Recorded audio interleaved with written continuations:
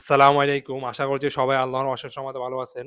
আলহামদুলিল্লাহ আমরা আজকে আবার নতুন করে সুপারি পাচ্ছি সাপ্তাহিক হাটে বিক্রি করার জন্য। আমাদের এলাকায় সাধারণত রবি এবং বৃহস্পতিবার হাটের দিন। আর হাটের দিনে সুপারি বেচাকেনাটা বেশি হয়। তো আমরা যেটা করি সকালে ১ম এ আমরা মাছ বাজারে আসি কিছু তাজা মাছ কেনার জন্য। কিছু তেলাপিয়া এবং কাতল মাছ কিনি। এরপর মাছগুলো কেনার পর আমরা চলে যাই স্লটারিং হাউসে। বিশেষ করে স্লটারিং শপ যেখানে মাছগুলো কাটা হয়, প্রসেসিং করা হয়। কারণ বর্তমান সময়ে বাড়িতে মাছ কাটা বা প্রসেসিং করা অনেক ঝামেলার কাজ। তো মাছগুলো কাটার পরে আমরা চলে আসি আমাদের বাড়িতে বা আমাদের বাড়িতে যেহেতু সুপারি গাছগুলো অনেক লম্বা, লম্বা বিশেষ করে অনেক লম্বা গাছে বাতাসে অনেক নড়াচড়া করে।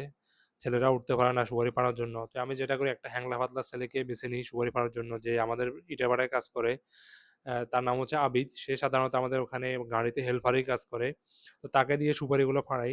আর আমরা অনেকটা সুপারি পাড়তে আজকে বাধ্য হয়েছি। কারণ হচ্ছে আমাদের অনেকগুলো সুপারি চুরি হয়ে গেছে। অনেকগুলো বড়, বড় ছড়া যেখানে পাকা সুপারি ছিল, বড়, বড় সুপারিগুলো ছিল। সুপারিগুলো অনেকটা পরিপক্ক ছিল, দেখতেও সুন্দর ছিল। ওই সুপারিগুলো পাই নাই।